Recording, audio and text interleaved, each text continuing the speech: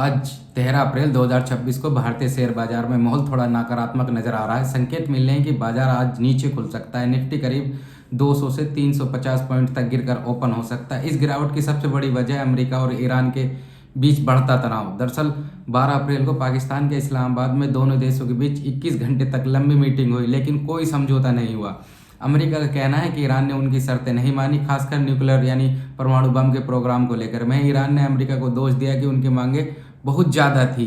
उसके बाद स्थिति और गंभीर हो गई है और एक जो हॉर्मूज का रास्ता है उसको लेकर और ज़्यादा प्रॉब्लम हो रही है। यह समुद्री रास्ता बहुत ही महत्वपूर्ण है क्योंकि दुनिया का बड़ा हिस्सा तेल यहीं से आता जाता है। अमेरिकी नौसेना ने इस पर कार्रवाई शुरू कर दी है और जवाब में ईरान ने भी साफ कह दिया है कि अगर कुछ हुआ तो वो पीछे नहीं हटेंगे, बराबर का जवाब देंगे, हमला करेंगे। यही कारण है कि क्रूड ऑयल की कीमतों में तेजी और उछाल देखने को मिला है। यानी जो क्रूड ऑयल है, जो ब्रेड क्रूड, अब 101 से $103 के आसपास तक पहुंच गया है, जो कि करीब 7 से 8% थोड़ा ज़्यादा और तेज़ी की तरफ जा रहा है। भारत जैसे देश को ज़्यादातर तेल आयात करते हैं, इसके लिए ये स्थिति थोड़ी चिंताजनक और निराशाजनक हो सकती है। तेल महंगा होने से कंपनियों का खर्च बहुत ज़्यादा बढ़ेगा, महंगाई बढ़ सकती है और इसका सीधा असर शेयर बाजार पर पड़ेगा।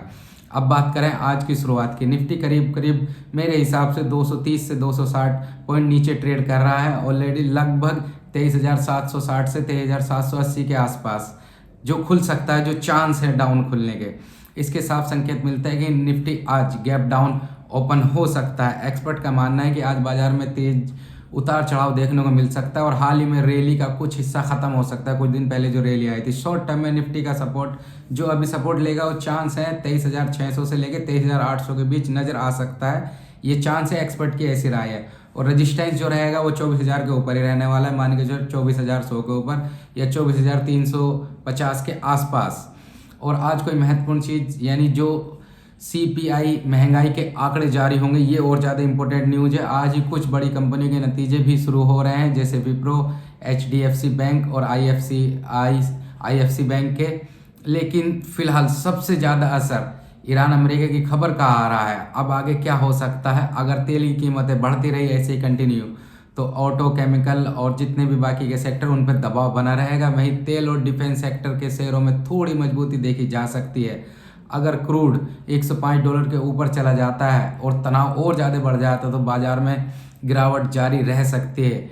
लेकिन अगर कोई सकारात्मक, कोई अच्छी खबर आती है, बातचीत फिर से शुरू होती है, तो बाजार में रिकवरी के चांस दिख सकते हैं। विदेशी निवेशक यानी FII पहले ही इस महीने काफ़ी इतनी सारी बिकवाली कर चुके हैं और वे आगे भी दबाव बना सकते हैं, ऐसा चांस है। देखते हैं बाकी आज का अप्रैल कैसा चांस रहता है। बाकी 14 अप्रैल को अम्बेडकर जयंती के कारण बाजार बंद रहेगा। तो अब देखना यह है कि ऐसी स्थिति में जैसा चल रहा है, क्योंकि समझ नहीं आ रहा है, कंडीशन थोड़ी क्रिटिकल हो रही है, क्योंकि ईरान का और अमेरिका का क्लियर नहीं हो पा रहा है कि वो बातचीत आगे बढ़ाएंगे नहीं बढ़ाएंगे और हॉर्मुज को लेके क्या होगा। ऐसी स्थिति में क्या है कि अनसर्टेनिटी बनी हुई, कन्फ्यूज़न है। सभी ये सोच रहे हैं, इन्वेस्टर या ट्रेडर के बाजार में क्या होगा, किस तरीके का बाजार जाएगा, अप जाएगा या डाउन जाएगा। जैसे गिफ्ट निफ्टी को, इन सबको देख के, क्रूड ऑयल के प्राइस जैसे बढ़े हुए हैं, इन सबसे अगर अंदाज़ा लगाया जाए, अनुमान लगाया जाए, तो चांस है कि ऑलरेडी 24,000 के नीचे खुलने के चांस हैं निफ्टी के।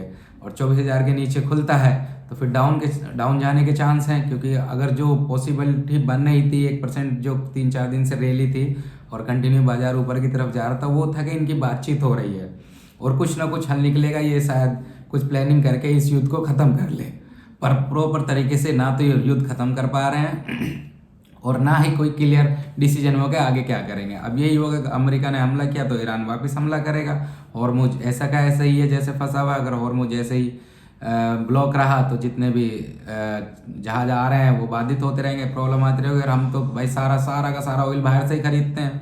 ज़्यादातर जो ऑयल बाहर से आएगा उस पर हम लोगों को और ज़्यादा पे करना पड़ेगा। अभी तो वो टैक्स भी ले रहा है, पता नहीं भारत से लेगा या नहीं लेगा, बाकी पर कुछ देशों से वो आराम से टैक्स वसूल रहा है। अगर ये ब्लॉक रहा, सारी बाधित होंगी, तेल महंगा होगा, जिससे कंपनियों का खर्चा बढ़ेगा और बाजार के और ज़्यादा डाउन होने के चांस रहेंगे। तो अभी तक यही कन्फ्यूजन है। अभी कुछ नहीं, बाजार को पहले खुलने देना, अच्छे से सेटल होने देना। 9.15 से लेके कोई ट्रेड मत करना। 9.15 से लेके 9.30 तक अच्छे से पहले सेटल हो जाए, डे हाई लो निकाल दे। निकालने के बाद रेजिस्टेंस आपको बता ही दिया है मैंने। रेजिस्टेंस 24,000 के ऊपर अगर निकल जाता है और एक प्रॉपर रेजिस्टेंस लेता है तो वहाँ से गिरने के चांस है। और अगर किसी तरीके से 24,000 के नीचे आ जाता है निफ्टी 50 ये मैं नहीं कह रहा हूँ, ये एक्सपर्ट की राय है और ये ऐसा ऑब्जर्व भी हो रहा है, क्योंकि जो सबसे अच्छा साइकोलॉजिकल लेवल था उसके नीचे अगर सस्टेन कर जाता है लगातार और फिर कंटिन्यू गिरता रहता है तो कोई नेगेटिव पैटर्न बनाता है ऊपर से 24,000 के, तो चांस रहेगा कि बाजार डाउन साइड की तरफ रहेगा। चलिए, इन्फॉर्मेशन कैसी लगी, अच्छी लगी हो तो लाइक सब्सक्राइब और कमेंट कीजिएगा। जय हिंद, थैंक यू।